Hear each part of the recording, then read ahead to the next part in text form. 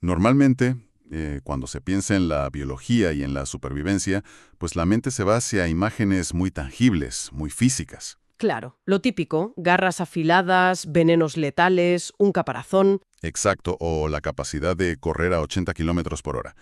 Pero resulta que la herramienta biológica más potente de todas, la verdadera navaja suiza de la supervivencia, es completamente invisible. Hablamos de la capacidad de aprender. Y fíjate que ahí es donde radica una de las paradojas más fascinantes de la ciencia.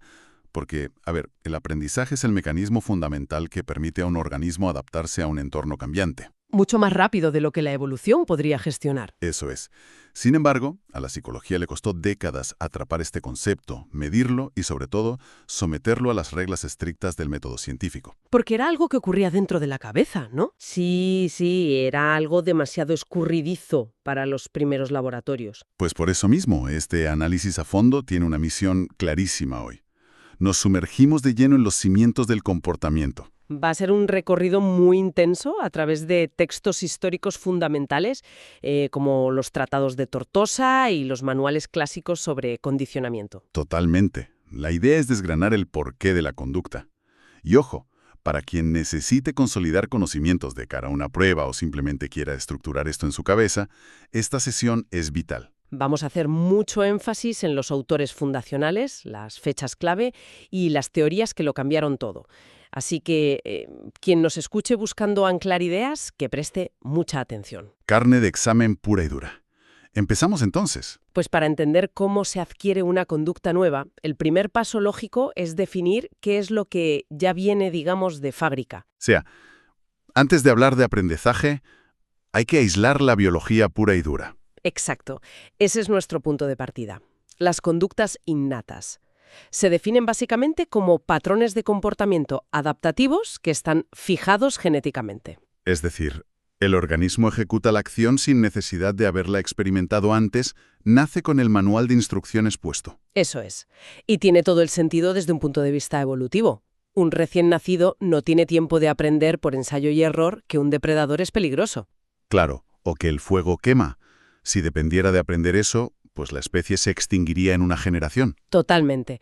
Ahora bien, dentro de ese paquete básico de supervivencia hay distintos niveles. Empecemos por la base absoluta, que son los tropismos y las taxias. Vale, vamos con los tropismos primero. A ver, si miramos a organismos que no tienen capacidad de desplazarse, como las plantas, ahí observamos los tropismos. Son movimientos permanentes de orientación. Como un giro estructural, ¿no? El ejemplo clásico del girasol. Ese mismo, el fototropismo positivo del girasol que cambia su posición para captar más luz solar. Su vida depende de ello, pero es un proceso mecánico y lento. Ya. Pero cuando el bicho sí que puede moverse, la cosa cambia. Ahí entran las taxias o taxismos. Exactamente. Sigue siendo una reacción innata, pero ya implica orientación y direccionalidad. O te acercas o te alejas de un estímulo. Y aquí lo interesante, y supongo que esto es clave para entenderlo, es que no hay voluntad ninguna. Esa es una distinción vital para el examen. A ver, si observamos una polilla yendo hacia una farola, no hay un proceso cognitivo donde decida que quiere luz. No piensa, uy, qué calientito. No, para nada. Es una fototaxia positiva. Su sistema nervioso está cableado para alinearse con la luz más brillante, que históricamente era la luna, para volar en línea recta. Claro, y al ponerle luz artificial, ese mecanismo rígido se convierte en una trampa mortal y choca contra la bombilla. Es ciego. Eso es. Entendido esto, la taxia es direccional. Pero, ¿qué pasa si el organismo está en peligro? No sabe dónde está la salida y no hay un estímulo claro que seguir. Aquí es donde aparecen las kinesias. Y te confieso que siempre me las imagino como un robot aspirador, uno de esos antiguos. Es una analogía buenísima, la verdad. A diferencia de las taxias, en las kinesias, el movimiento no está orientado. Son movimientos rápidos y totalmente al azar. O sea, choco, giro, sigo. Como una cochinilla de la humedad si le da el sol de golpe. Exacto. Se deshidrata, así que acelera su movimiento al azar. Corre, choca, vuelve a correr sin saber a dónde va. Su estrategia es muévete a lo loco hasta que llegues a un sitio mejor. Tal cual. Y cuando está cómoda, se para. Pero bueno, a veces el peligro exige proteger el cuerpo al instante, sin moverse de sitio. Y ahí saltamos a los reflejos. Retirar la mano al pincharte o parpadear. Sí, los reflejos son respuestas innatas, rápidas e involuntarias, pero ojo a este dato para el examen. Son altamente resistentes a la práctica. O sea que por mucho que repitas un reflejo, no aprendes a hacerlo mejor. Exacto. Y con esto llegamos al último concepto innato, que suele ser la piedra angular de los manuales, los patrones de acción modal. Las siglas PAM. Lo que la gente en la calle llama instinto, vaya. Sí, pero científicamente instinto está obsoleto. Los PAM, patrones de acción modal, son secuencias complejas propias de toda una especie. Y la clave, lo que cae siempre en los tests, es que se dividen en dos fases. Vale, primera fase. La conducta apetitiva. Esta es la fase de búsqueda. Sirve para encontrar el estímulo. Como un lobo rastreando o acechando a la presa. Y lo curioso es que esta fase sí es maleable, ¿verdad? Totalmente. El lobo se adapta si está en la nieve o en un bosque. Pero una vez que atrapa la presa, se desencadena la segunda fase, la conducta consumatoria. Que es el acto final, el mordisco. Eso es. Y esta fase, al contrario que la anterior, es tremendamente rígida y específica. El acto de tragar no se adapta, viene programado. Vale, repaso rápido. Todo esto innato asegura la supervivencia inmediata, pero tiene un límite brutal. Si el entorno cambia, un PAM tarda miles de años en evolucionar. Exacto. El individuo necesita modificar su conducta durante su propia vida. Y ahí cruzamos del campo biológico al laboratorio, el nacimiento de la psicología del aprendizaje. Y aquí hay que marcar una fecha a fuego. 1913. Importantísima.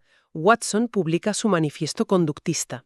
Hay que ponerse en el contexto, ¿eh? La psicología entonces era puro psicoanálisis de Freud, introspección, el alma. Cosas súper subjetivas. Y Watson entra dando una patada en la puerta del mundo académico. Literalmente. Dice que si la psicología quiere ser una ciencia natural como la física, tiene que dejar de hablar de la mente. O sea, solo se puede estudiar lo observable, la conducta. Esa es la base. Predecir y controlar la conducta. Pero, a ver, los cimientos prácticos los puso un poco antes otro investigador crucial, Thorndike. Ojo con Thorndike. Fechas clave, 1898 y 1911. Sí, la imagen de Thorndike son sus cajas problema con gatos hambrientos. El gato tenía que pisar una palanca para salir y comer. Y lo genial de Thorndike es cómo midió esto. No se puso a interpretar si el gato estaba triste o frustrado. No, usó un concepto matemático puro. La latencia de escape. Cronometraba el tiempo que tardaba el animal en salir. Y vio que con la práctica ese tiempo disminuía formando una curva gradual. A ver, aquí te hago yo de abogado del diablo, que es una duda muy razonable.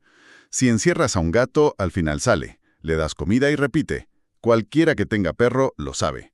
¿Por qué es tan revolucionario Thorndike? Pues porque hasta ese momento la ciencia creía que el animal de verdad comprendía el mecanismo, que tenía como una epifanía. Ah, claro, lo humanizaban. Exacto, el antropomorfismo. Thorndike demostró con esa curva gradual que no había razonamiento. Era un proceso ciego y mecánico, de ensayo y error. Una conexión física en el sistema nervioso. La famosa conexión estímulo-respuesta, ER. La caja y la palanca. Eso es. Y de ahí saca sus dos leyes. Primero, la ley de la frecuencia. Más repetición, más conexión. Pero la que es pura carne de examen es la del año 1911. La ley del efecto. Vamos a subrayar esto. Ley del efecto 1911. Postula que las respuestas seguidas de una consecuencia satisfactoria se conectan más fuertemente a la situación. Y si la consecuencia es mala, se debilitan. Es decir, la consecuencia es la que graba o borra la conducta, no el animal pensando. Tal cual. Y bueno, Thorndike puso los planos, pero quien construyó el rascacielos del conductismo fue B.F. Skinner. Año 1938. El libro El comportamiento de los organismos. Skinner es la culminación del empirismo, y su gran logro fue separar su teoría del condicionamiento clásico de Pavlov. Claro, Pavlov trabajaba con reflejos, perros babeando al oír una campana. El sujeto es pasivo. Skinner dice, vale, eso explica los reflejos, pero no cómo aprendemos cosas nuevas. Así formula el condicionamiento operante o instrumental. Se llama operante porque el individuo opera de forma activa, ¿no? Exacto. E instrumental porque la conducta es el instrumento para conseguir un fin. Ya no asociamos dos estímulos del ambiente, asociamos nuestra acción con el resultado. Y para estructurar esto, Skinner crea el santo grial de este tema. Repito, esto es vital. La contingencia de 3 términos. Vamos a desgranarla. Son 3 elementos en orden: estímulo discriminativo, respuesta y consecuencia. O reforzador. A ver, un ejemplo cotidiano para que quede clarísimo. El semáforo y el coche. Imagina que vas conduciendo. ¿Ves el semáforo en verde? Ese verde es el estímulo discriminativo. Exacto. No te obliga físicamente a avanzar, pero te avisa de que hay un premio disponible si actúas. Luego, pisar el acelerador es la respuesta. Y llegar a casa sano y salvo es la consecuencia. Impecable. Y si estuviera en rojo, sería otro estímulo discriminativo distinto, avisando de que si pisas el acelerador, la consecuencia será un choque. Vale. El estímulo solo avisa. Y ahora, al hablar de consecuencias, llegamos a la famosa matriz del condicionamiento operante. Donde más suspensos caen. Uf, la matriz. El problema es que el lenguaje de la calle se mezcla con el de Skinner. A ver, hay que cruzar 2 variables. Primero, la contingencia. Positiva si damos algo, negativa si quitamos algo. Ojo, positiva sumar, negativa restar. Matemáticas. Agradable. Vaya, vamos cuadrante por cuadrante. Primero, el reforzamiento positivo. Contingencia positiva porque damos algo y es apetitivo. Un bono económico por vender más, sumas algo bueno, la conducta de vender sube. Segundo cuadrante. Y aquí pido atención. Reforzamiento negativo. Contingencia negativa porque retiramos algo y ese algo era aversivo, era malo. Te duele la cabeza. Te tomas una pastilla y el dolor se va. Quitas algo malo. Por tanto, la probabilidad de tomar pastillas en el futuro sube. Detente ahí. ¿Por qué todo el mundo confunde el refuerzo negativo con el castigo? Porque la palabra negativo suena a reprenda. A ver, regla de oro inquebrantable para el que nos escuche. El refuerzo siempre aumenta la conducta. El castigo siempre la disminuye. O sea, negativo significa solo restar. Exacto. Fin de la confusión. Si la conducta sube al quitar una molestia, es refuerzo negativo. Vale, pasamos al tercer cuadrante. El castigo positivo. Sumamos algo aversivo. Tocar una estufa caliente y quemarte. Sumas dolor, así que la probabilidad de tocar la estufa baja. Castigo puro. Y el último, el castigo negativo, o entrenamiento de omisión. Restamos algo apetitivo. Te quitan el carnet de conducir por una infracción grave. Retiran un privilegio. La conducta de saltarse semáforos disminuye. Vale, la matriz clarísima. Pero claro, en la vida real, los premios no caen siempre. La naturaleza es un caos. ¿Qué pasa cuando no hay refuerzo constante? Aquí entran los programas de reforzamiento. Skinner vio que el refuerzo intermitente hace la conducta mucho más resistente. Y hay 2 familias, razón e intervalo. La razón depende del número de respuestas. Un vendedor que necesita 5 ventas para llevarse el clus. Sí. Y el intervalo depende del tiempo que pasa. Mirar el buzón de correo. Da igual cuántas veces mires, el cartero solo pasa una vez al día. Y encima pueden ser fijos o variables. Fijo es predecible, variables es impredecible. Y la impredecibilidad, madre mía, vuelve loco al cerebro. Totalmente. De hecho, genera lo que se llama conducta supersticiosa, el famoso experimento de las palomas de Skinner en 1948. Ah, este es buenísimo. Pura falsa causalidad. Fue un accidente en el laboratorio. Skinner programó la caja para soltar comida cada 15 segundos, hicieran lo que hicieran las palomas. No había contingencia operante real. Pero claro, las palomas no lo sabían, y empezaron a repetir lo que fuera que estuvieran haciendo cuando cayó la comida por primera vez. Una daba vueltas, otra estiraba el cuello. Actuaban como si su baile absurdo activara la máquina. Refuerzo accidental. Como el que lleva los calcetines de la suerte al examen porque una vez aprobó con ellos. Exactamente.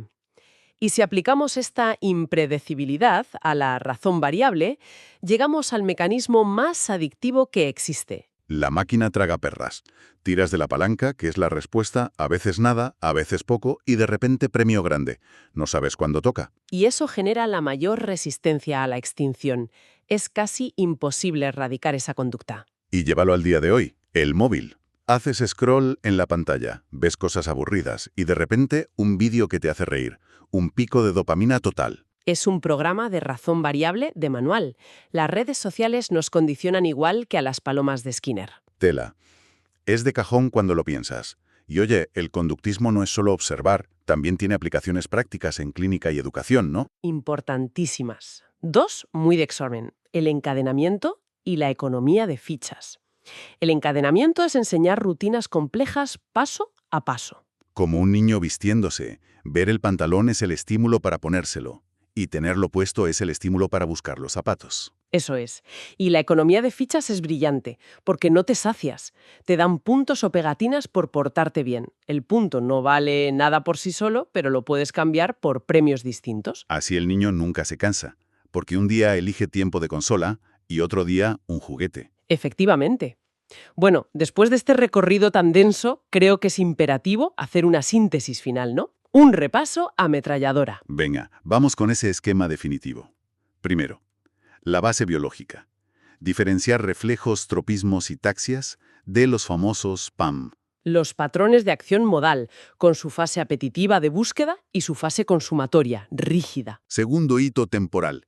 1913. Watson funda el conductismo. Solo se estudia la conducta observable. Tercer pilar. Thorndike, 1911, con su ley del efecto. El aprendizaje es ensayo y error mecánico solidificado por las consecuencias. Y cuarto pilar. Skinner, 1938, condicionamiento operante. La contingencia de tres términos: estímulo discriminativo, respuesta y consecuencia. Y recordad la matriz. Positivo, sumar. Negativo, restar. Refuerzo, sube la conducta. Castigo, la baja. Un refuerzo negativo nunca es un castigo. Es quitarte un peso de encima. Resumen perfecto. Y para terminar, quería darle una vuelta a todo esto con una reflexión. Hemos visto cómo nuestras acciones se moldean con ensayo, error, refuerzos y economías de fichas. Sí. Si vivimos en una sociedad estructurada alrededor del dinero, que es la economía de fichas absoluta, y con móviles aplicando programas de razón variable constantemente, Ya veo por dónde vas. pues la pregunta es, ¿qué porcentaje de nuestras decisiones diarias provienen de verdad del libre albedrío y qué porcentaje es puro condicionamiento operante sin que nos demos cuenta? Madre mía, es una idea fantástica para quedarse dándole vueltas de camino al examen. Una reflexión fascinante para ir mucho más allá de la teoría.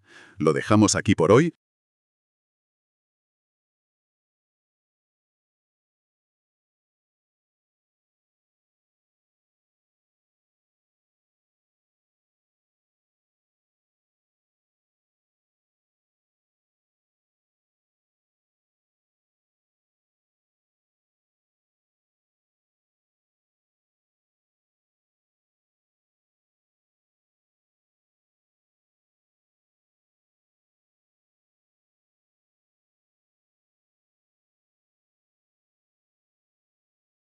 En biblioteca. Si este contenido te ayudó a entender mejor la asignatura, suscríbete al canal y activa la campanita para no perderte los próximos resúmenes, repasos y explicaciones. Tu apoyo ayuda a que esta biblioteca siga creciendo. Nos vemos en el próximo video.